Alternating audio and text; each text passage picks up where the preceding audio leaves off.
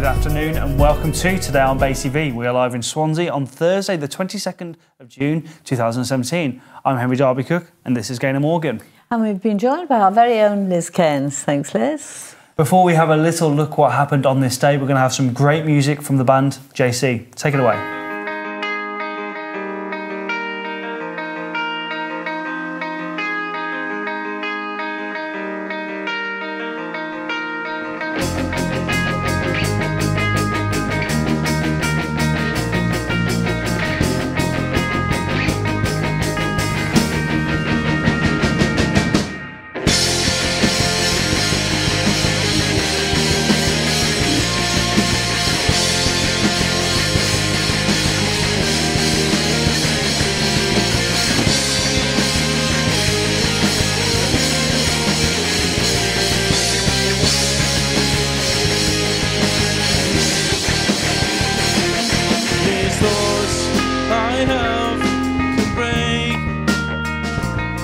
Since I begin to shake, now I know my darker place. The only way out is through. My biggest smile hides what I feel inside. And my right eye grows right for one last night, and I don't. This darkness take a hold of me. This is suffocating. I'm afraid to set me free. I try 1,000 times to rise above the tide.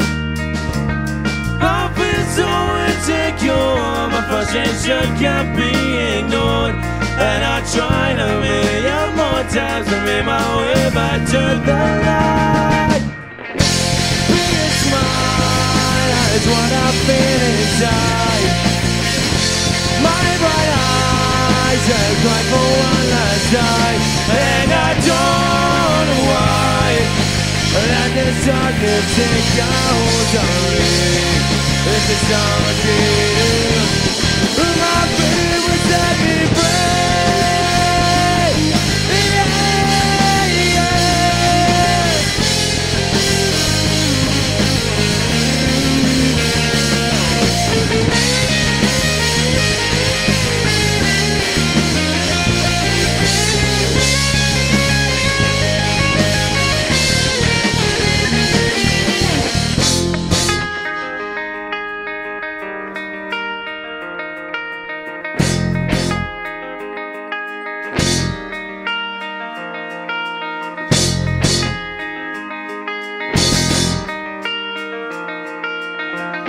Take me home tonight.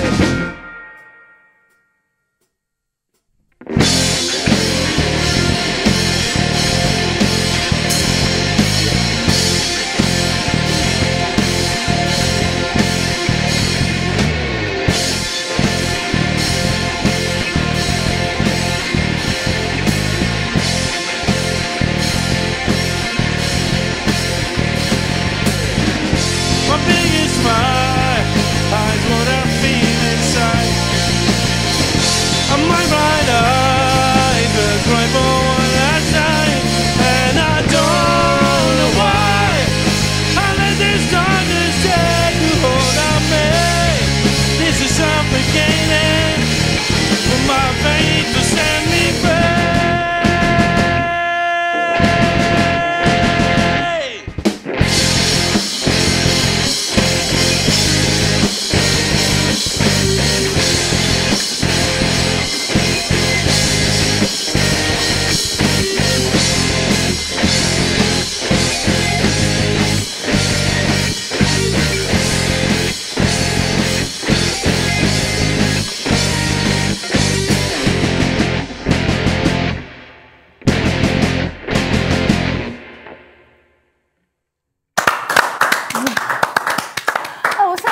way to start the show. Oh, really great. Time to look at this day in history, I think, Henry. Yeah, definitely. And if anyone wants to see more of JC, they're playing Sin City in Swansea on Saturday night, and I think they're about to release a new EP, so very exciting times for the band. We're going to hear more of them in part 4. Click Sin City can cope with me. Yeah, I think you would love Sin City, Geinor. It's got your name all over it. I'm ready to go. I am going to go there. Yeah? Instead, yeah. On a Thursday, apparently, it's meant to be good. Oh, Sin Savers. It's good. Let's get on to On This Day. We're going to start in 1981. Obviously, tennis is on everyone's lips at the moment. Queens is happening. Edgbaston's happening. Obviously, Andy Murray's crashed out in the first round of Queens. Yes, I know. But he did really well in the French Open, so hopefully... Yeah, he was very disappointed, wasn't he? Yeah, maybe I think it's a tactical thing where he needs to rest for Wimbledon. But who knows? So we're going to talk about Wimbledon. We're talking 1981. Like I said, John McEnroe exhibited his a disgraceful act of misbehaviour at Wimbledon. Kind of became what he became famous for it, didn't he? Yeah. Should we have a little look at the clip?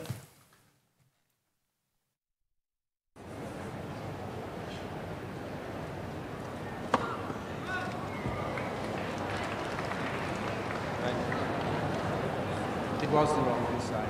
The ball, chalk came up all over. No, it was a bit of a spread, Mr. McEnroe. That was a good call. Excuse me?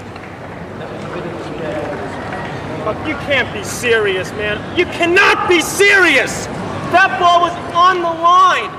Chalk flew up. I remember that, actually. It's so iconic because it changed the face of tennis. Yeah. And we were talking about it yesterday. And it's kind of, tennis was this kind of prim and proper, and you clapped and you didn't cheer. Everyone wore white. And then suddenly, like, Johnny Mac came along and, like, Pete Sampras and Andre Agassi. And it really changed the game into this kind of... They became aggressive, I think, as they were playing, wouldn't they? And they became rock stars of the sport, which is, and that's what we have today with the grunting and the emotion, and obviously Andy Murray's known for his temper as well. So, very interesting.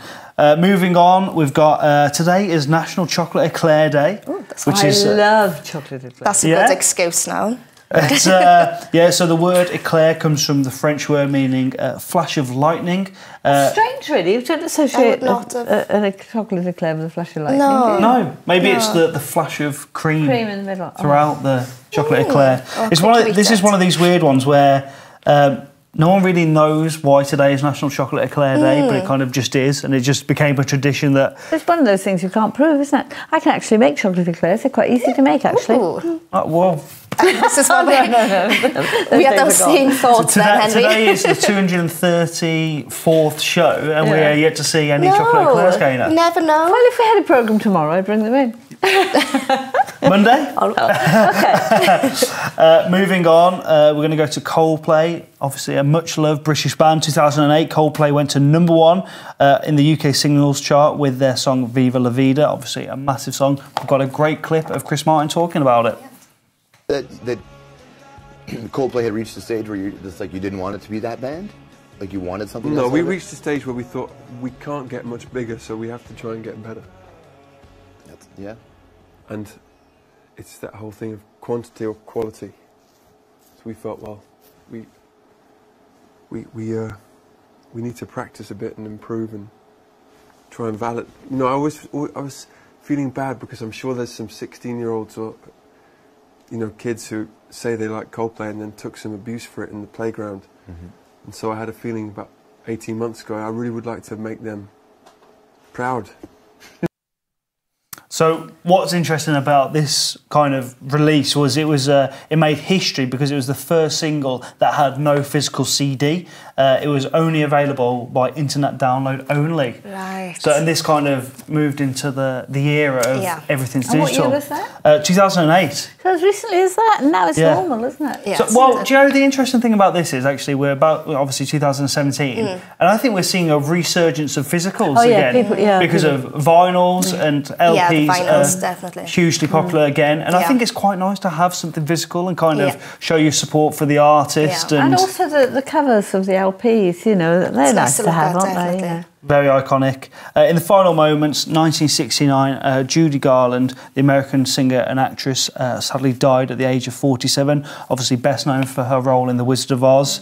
She died of an overdose. So Sad, Young really. It is as well. very You look sad. back, It's really 47's young, isn't it? You know. and- It's really young, but obviously her memory will live on. I mean, The Wizard of Oz is so iconic. It's such a great film, isn't it? Yeah. And a lot of these big stars had such tortured lives, didn't they? It was so wonderful on screen. And This is, people don't realise behind the scenes. her memory will live on. She was great. Anyway, thanks. Well, thank you, Liz, for joining us. I know you're staying with us. Yeah. We'll be looking at the papers, my favourite spot. Love the papers. See you in a minute.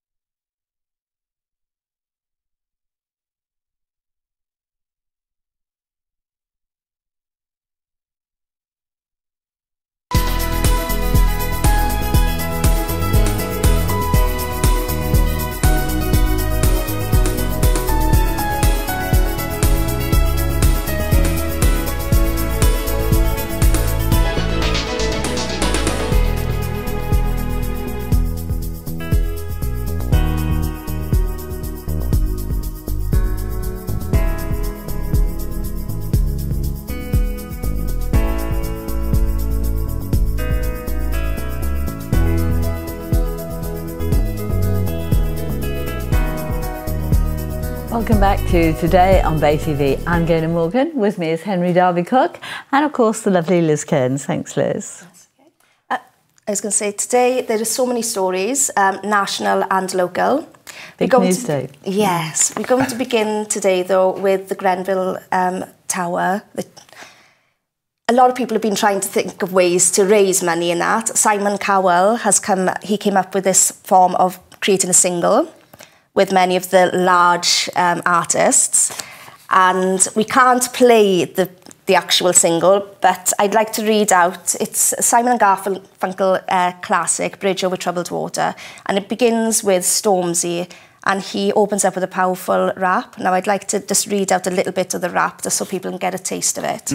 That could have been me up there, waving my white plain tee up there, with my friends on the ground trying to see up there.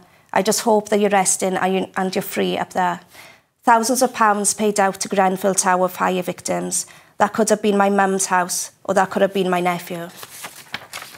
I don't know where to begin, so I'll start by saying, I refuse to forget you. I refuse to be silenced. I refuse to neglect you. Obviously, as he's saying, it is a lot more emotional.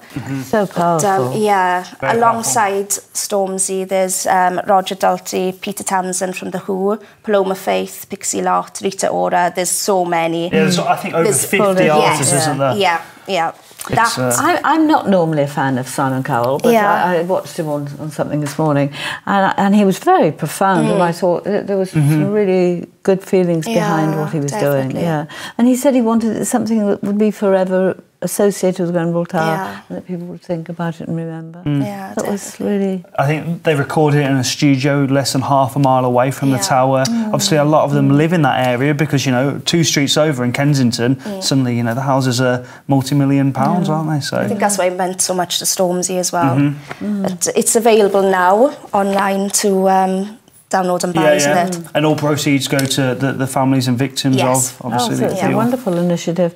And it contrasts really with some of the stories that some of the neighbours in some of the residences where people are being moved into aren't that happy. Some are welcoming and some are sort of saying, well, we paid this for our home, you know, we don't. It's a stark contrast, isn't it? Definitely. What else have we got? Moving on, the Telegraph states the Islamic State blown up the landmark Great Mosque of Al-Nura and famous Lenin minaret in Mosul. This happened Wednesday night, and the Iraqi army actually stated it, and they had been backed by the British and American forces to launch a push to regain the mosque and surrounding areas from ISIL fighters earlier within that day. There's only one dome left now, isn't there? I think so, yes. There's concerns because I think there's 100,000 people still living within that surrounding area, and what they're concerned about is that they may use them as human shields. Oh, nice. Because, due to the ISIL still being there. So there's concerns there. But in 2014, the ISIL leader, Abu Bakr al-Baghdadi, sorry if I'm not pronouncing this correctly at all, he declared the creation of the so-called Salafate in a speech, and that was in 2014. And that quickly, they've been power. The thing that rather troubles me, though, I mean, it's a terrible thing to have happened, and if there are any implications in terms of human shield, that's obviously really, really bad. But, you know, in terms of news coverage, people have been blown up. I think the day of the Manchester bombing, which was obviously terrible, there were 96 children killed in a bus in Syria, and who really recognises that? It's not so much in the news, is it? When it's not in the Western world. Yeah, and then you get a building. You know, I'm not sure. I mean, obviously it's a really important building. It's a terrible thing to have happened. But suddenly we're all aware of that, and yet almost every day, big numbers of people are war getting... strategies are happening, I think it was the significance of the building as well. Yes, clearly. Yeah, because it's obviously against the ISIL. Yeah. But moving on, in the Western Mail, Tesco are due to axe 1,100 call centre jobs in the capital of in Cardiff. And the job losses at the supermarket giants, the customer engagement centre, they reported to be the single worst in Wales since 2009. Really? Yeah, and staff were called into an emergency meeting and they've been told that they'll be closed in February. Wow. That soon? Yes, and what's going to happen to them? They're going to worry over Christmas now. I know we're in June, but obviously we look ahead on people these are already families. making plans for Christmas, aren't they? Exactly. But some of them, I think, have worked there for over 25 years. You know, it's just hammer blow, really, isn't it? And then you're getting to an age where, if you've been there 25 years, where it's difficult to get another job and all the rest of it. Cause hopefully something will happen. You never know. Sometimes when it's reported so largely, people step in and things are put into place. The work's moving to Dundee or Glasgow. It is, and an extra 250 jobs then will be created in Dundee. Right, okay. But then obviously Cardiff people aren't going to move to Dundee. No. But right, a little light-hearted. All over social media at this moment in time, the Queen's choice of hat when she made her speech in Parliament. You can see we have a photo of the hat. Everybody must have already seen it anyway, but everybody's trying to say it resembles the EU flag. I don't know, what's your thoughts? Well, I wouldn't be surprised. Not that I'm on nodding terms, but she does have a very good sense of humour, doesn't she? And all these things are kind of subliminal. You know, if somebody goes to a country, one of the royal family, they're dressed accordingly, aren't they? There are all these little touches. I wouldn't be the slightest bit surprised if she wasn't... if it wasn't a little dig, I don't know. Who knows? A little nod, a little dig, it does look similar to myself. I can see it. I can understand what people are saying. If it wasn't done, if it hadn't been done deliberately, someone would surely have tipped her off and said, "Oh, perhaps we shouldn't wear this, ma'am." Who knows? Anyway, it was changed from the Crown, wasn't it? Yeah. On the Wales Online, the new thing has been, I think, since I was a child. We were doing it. I don't think I did it myself, but tombstoning. In Clydach, though, there was over 30 children who were doing this. It's when you jump off either the bridge or the cliffs or the rocks. So jumping off an object, so be it a cliff, a bank, a bridge that is above a body of water. And it tends to become popular when it gets hotter. This is it, exactly. Well, they were doing something with the Bridge, the Dipping Bridge, yesterday, but that's actually not very far. But I did think, anyway, it's not very far of a drop. I just thought it was fun, nice to see them all larking about. Yeah, there are dangers and people need to be careful because sometimes you hear the stories where it's not just fun, it's turned out to be quite... People have ended in hospital. I think the key with this is it's always existed. Yes. I think this act has, and it's really hard to police because it happens in places where people, the general public, usually aren't. Yeah. So I think the education is the key. And if you're going to do it, you need to understand what you're doing and why you're doing it, understand how deep the water needs to be. The depth, definitely. And just awareness, because the awful truth is it's never going to be stopped and it's always going to happen. Yeah. And we're not used to hot weather, and then people react impulsively, really. And it is, and it's always young people, isn't it? It is. But if something awful happened, it'd be suddenly it's only the group of children that are there, and if you don't understand tides and undercurrents, and it can be really, really dangerous. Water can do. So just awareness is key, and I know there's been community support officers are very hot on it at the moment and very aware that it's happening in certain places. So I think they're trying to do their best. But I know Clydach is a standout kind of. There's a bridges on the river. The Clydach one. Like I said, there was over 30 children there, so obviously it's known to those children and that. It's some areas, like you said, though, if they're more secluded and something did happen. You can't get emergency service. So. Very, very briefly, we mentioned the Queen's speech. Siarad Welsh Secretary Christina Rees in the Western Mail, she has accused the Prime Minister of treating Wales with disrespect within the Queen's speech. Yeah, it's a great friend of this programme, and she's been alluding to these sort of problems, hasn't she, for a long time here with us. Yeah. She said if it was under the Labour, the Queen's speech would have delivered on new energy projects, including the Welfare Newydd nuclear power station in Anglesey, and support for the tidal lagoons, improvements to transport. Pivotal for Swansea, of course. Exactly, and to a more sustainable devolution settlement. Perhaps we should say that the Welsh Secretary, Alan Cairns, has struck an upbeat tone and said the Queen's speech is all about making the most of the opportunities that lie ahead for Wales.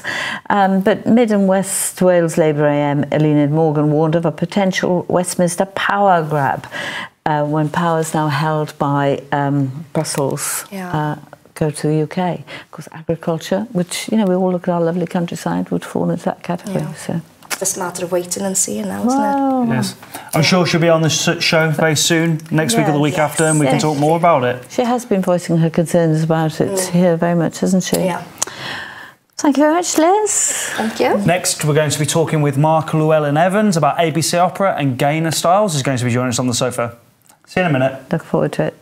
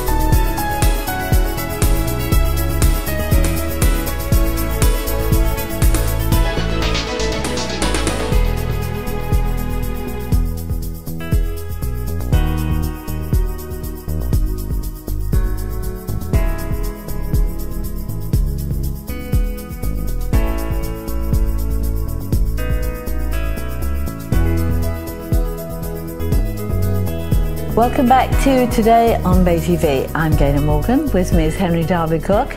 Mark Llewellyn-Evans is here from ABC Opera, I beg your pardon. And also Geinor Styles. Welcome, thank you. Before we chat, we're going to have a little look at some footage of ABC Opera.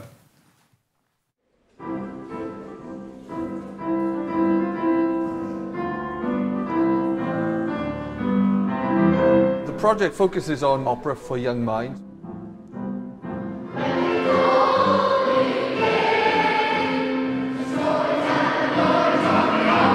The whole concept of taking children through an historical journey of 500 years of music is genius.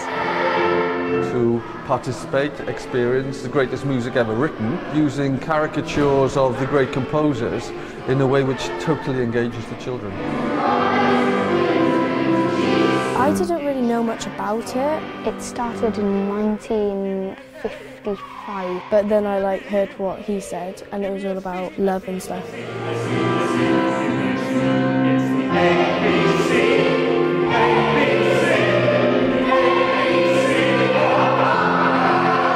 I've been an opera singer for over 20 years, but I was passionate to get opera out there to the younger audience and to prove that opera is for everyone. Over the last 12 months, I've developed something that is now in the classroom. From the word go, absolutely brilliant opera workshop. The beginning of the French opera was run by Lully, and he stabbed his beating stick on his foot and then he died. As if a story has lasted 500 years with the influence that opera's had, then it's really important to get out there. I think their general view was, well, opera's for posh people. I know their views have been changed considerably. I liked the fact that it was very interactive, so we wouldn't all be sitting down on the carpet just listening, we would be doing things. I enjoyed all of it, basically, especially when we were doing the pa-pa-pa. Pa, pa, pa.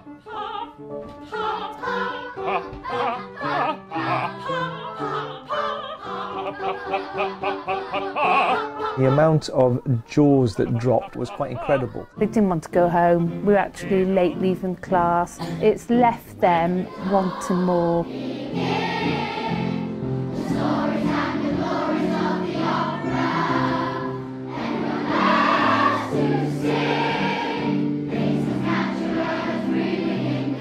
One lad came up to me and said, I didn't realise I could sing, Mr. Rees. Opera brings together all the different artistic skills. This project really enriches the curriculum in all sorts of areas.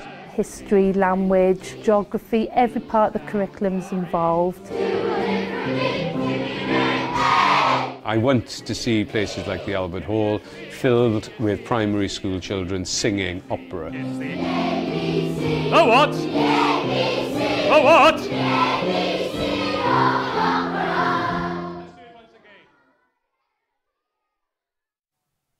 That's brilliant. Absolutely brilliant, isn't it? It is. It's amazing. And you've got so much energy here, isn't there, with them, inspiring them. I'm sure that'll go in time.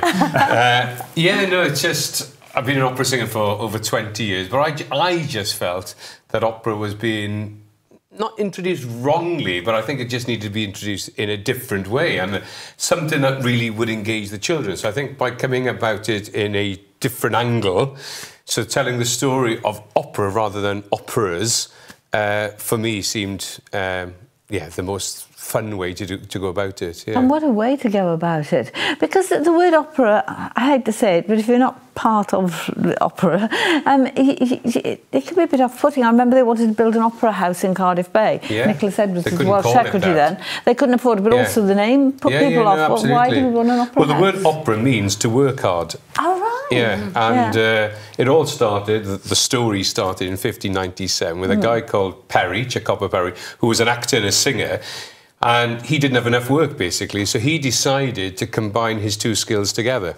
That if he could act and sing at the same time, God forbid, that he could get more work. And boom, opera was born. Why do you think it so often goes over people's heads? I wouldn't go and watch an opera, I have to say. Yeah, because it came to this country, yes, we had Purcell and yes, we had English composers, but the majority of it came in foreign language. So as soon as it arrived here, people felt that it was beyond them or a bit pretentious. The only people that really understood it were the kings, the queens, the dukes, the aristocracy. So it was performed mainly in the palaces for people. But it didn't. It came from Italy, from the land of, as I say to the kids, pizza, pasta and gelato. It came from the working man, meaning if you work hard, if you perfect, because opera is the most complete of all the art forms because it has everything within it. And that's the reason. It's the language barrier. But for the children, there is no language barrier. But if you tell them the foibles and the things that went wrong, you know, Mozart was obsessed with flatulence everywhere he went. Everywhere. You know, there's a wonderful thing. He wrote back from meeting Antoinette and he said, I managed to fart all the way through dinner. But that's brilliant. We've got a genius. Love things like that. They love that, particularly the boys. You know, the girls a little bit more grown up. But you know, writing music at 5, writing opera by the age of 12, he was a genius. But you know what? He was really normal and naughty and completely not normal as well. Tchaikovsky thought his head was going to fall off. Wagner spent more money on ladies' lingerie for himself than anything else. And by, you know, Carmen, Bizet's Carmen, the famous Toreador, was one of the biggest failures of all because he was asked to write a comic opera and he didn't. He wrote Carmen. It was the first time ever that anybody died on stage and the French closed it. They hated it. So by telling the children a kind of horrible histories of opera, what really went on. So I want to tell the story through the composers. And along the way, constantly we're hearing this magnificent music, which, if it's lasted, some of it has lasted 500 years. And clearly, the project's taking off. I mean, the children were just so enthused. Is it because you're a bit of a child yourself, there are resonances of your early life? Where you... I suppose so, yeah. My mum was absolutely passionate. I mean, from the age of, I don't know, 3, 4, 5, we were taken to the theatre. And for us, my mum believed that dreams, aspirations, confidence, that's where it came from, was the performing arts. So I think that seed was laid very early. And then when I went to the Guildhall School of Music, for me, I had 2 missions, I think. One, to sing on the international stages and to create something that would engage with the next generation. And that's where we are now. It's taken me a bit of time to do it, but we've done 25 schools have been ABC'd. We've got 2 schools this term, which is really exciting, that are delivering the whole curriculum through opera. Now, that's remarkable, you know, so it just shows, I've called the Opera for Growing Minds, and the ABC is the Academy of Balmy Composers. So we just find out that these guys were all a little bit balmy, but amazing, you know. Geinor, your thoughts on opera? I love opera, absolutely. I went to see Rigoletto at the Millennium Centre. And I just think it's an incredible... And I think the night I saw it was actually somebody stood in for the main part, and I was just astounded. Somebody could just walk on, and it was unbelievable. But I think as well, you know, we're talking about the Opera House there. You know, it's not an opera house, the Millennium Centre, but what an incredible world stage that is. You know, and you know, when you go and see ballet there or opera, whatever, you know, whatever you go and see there, it is an incredible theatre space. And I think we're extremely lucky in Wales to have that, you know. So I think it should be embraced and encouraged for more, and especially the younger. I think what's interesting here is I think we were speaking earlier on about, you know, how perhaps it's our adult minds that are stopping younger people to actually embrace the world that perhaps we didn't have, you know, and I think it's incredible. But I do remember that when I did go and see that Rigoletto, I think the tickets were £5. I think it was like a little bit of an offer on. Yeah. And I think that may have some bearing on getting a broader audience to love opera. Yeah. Yeah, maybe. But it's funny, Rigoletto is one of the stories that the children buy into immediately because it's so... There's the hunchback who's picked on and put down by the Duke and by all the courtiers. But he has one thing in the world, his daughter. And when she's kidnapped and taken away, the only thing he could think to do is to seek revenge. But it all goes wrong. His daughter ends up dying because his plan goes wrong. Honestly, the children, they're sitting on the edge of their seat. And it's really interesting when I say to them, because that's why I think children is a brilliant way to get the adults to go to the opera. I think it's through the children we introduce this art form. Because for them, when they say to me, it heightens our emotion. When a 7-year-old says that to me, I said, why is it in a cartoon, in a film? Why do they use classical music? And they say, because it just makes everything bigger. It makes it funnier. Mr. Bean doing Nome Bambino Caro makes it bigger and funnier. And Tom and Jerry or whatever doing Wagner makes it bigger. And I think those kids kind of know that the emotions are just pushed to extreme. We'll carry on the conversation after the break. We're going into a break now, but we'll be staying with Geinor Styles and Mark Llewellyn-Evans, talking about your project, Eye of the Storm. Thank you.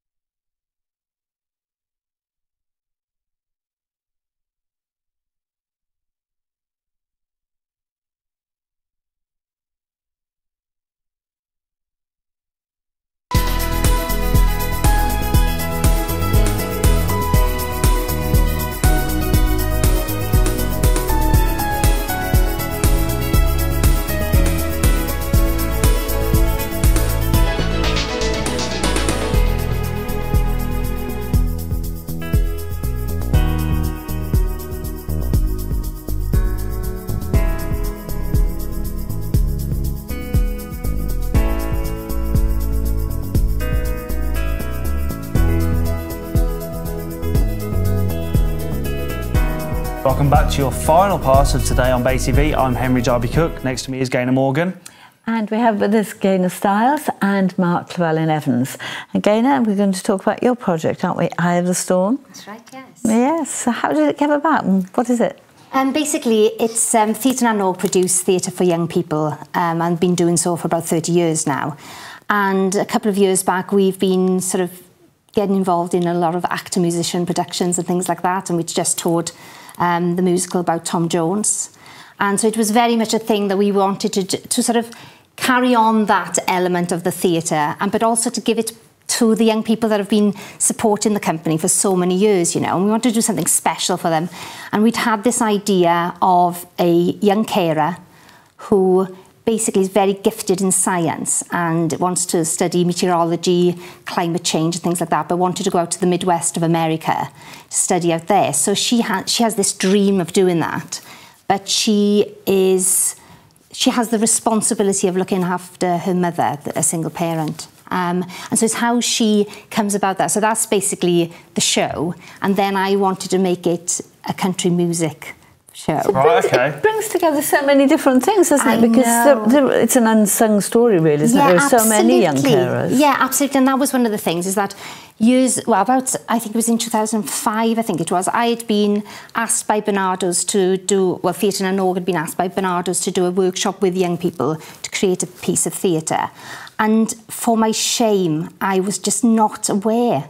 And there would have been people in my class that were young carers and just weren't aware of them. And I think that's the thing, is that they weren't called young carers, were they? They were just looking after mum or dad. Or, yeah. They're invisible, you know. And I think it's really important that we hear their story, and not just that they are they are unique in that, but they have dreams just like any other child, and they want to succeed. So it's about that, really. There's a real theme running through here, isn't there, about music and entertainment really inspired by young people, and through young people. Yeah, and I think it's important as well that they get the same quality experience that an adult would have, you know, and we've always believed in that in Na Nog. So that's how it came about, really. What does Theatre Na Nog mean?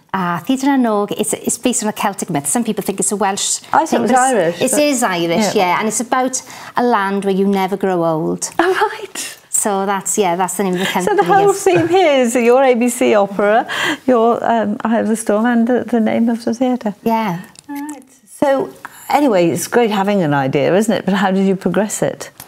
We basically, I'd been listening to a lot of country music. I love Casey Musgrave, so that was on loop with me in the car. And then I thought, I've got to have a break from this, got to have a break. And I switched it over, and Thinking Out Loud came on, the Ed Sheeran hit. And I just thought, oh my God, I love this. And somebody said to me, oh, you should get Amy Wadge, who'd written Thinking Out Loud with Ed, why don't you ask her? And I was thinking, oh yeah, why not? So I'd rang her and said, look, I love country music and I want to do this musical. And she goes, it's my guilty pleasure. I love country music. So we got together. I told her the story. And basically what happened was I would write a scene and I said, this needs to be a song. I'd send it to her. And then within that couple of hours, she'd send a song back. And you were like, oh my God, that's brilliant.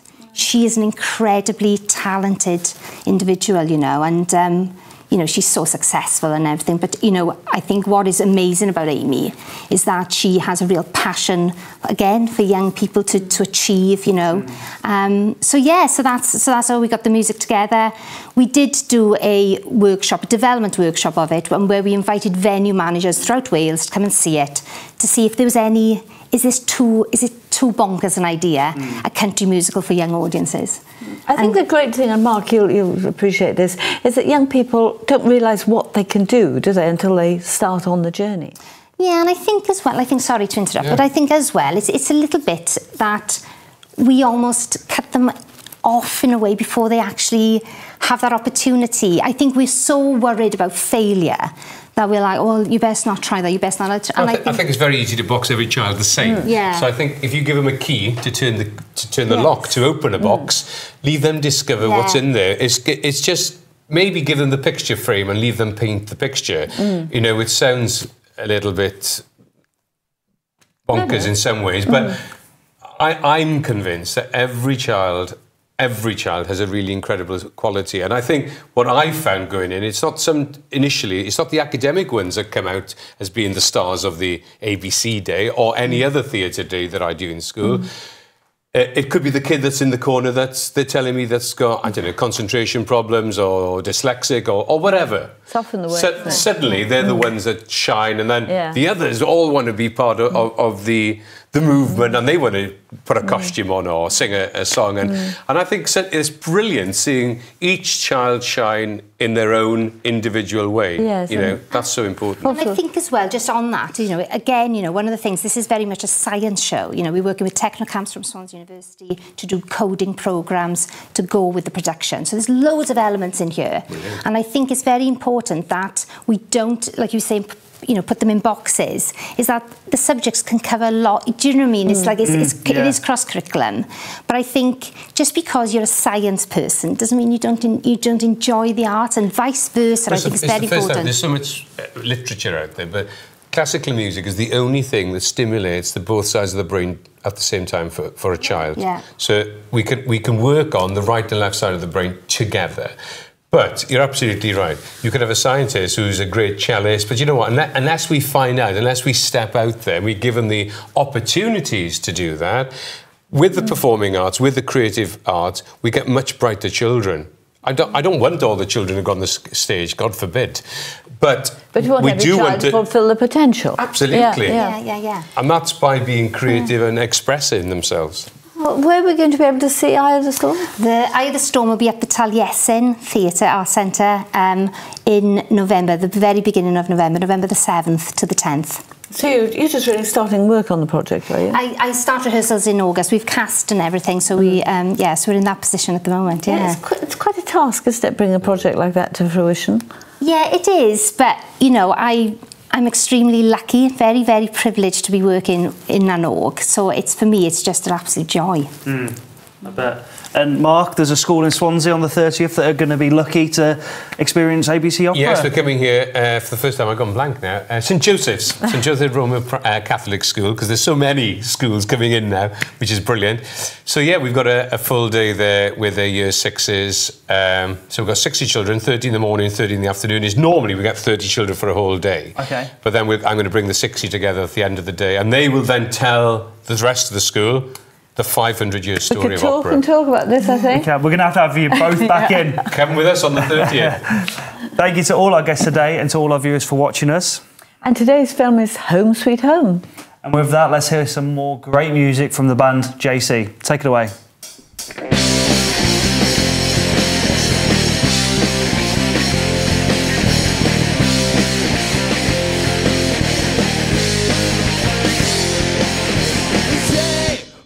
Want to say it don't really matter, you can walk away. You've got away with words to sell my tongue. Don't let these words respond.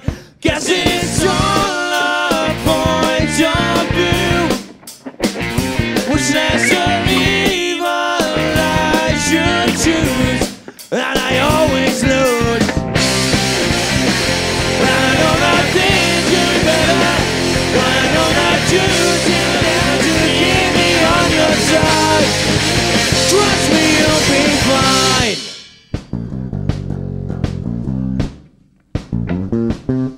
I've got a problem. So many people telling me I can solve them. I've got an issue. It doesn't really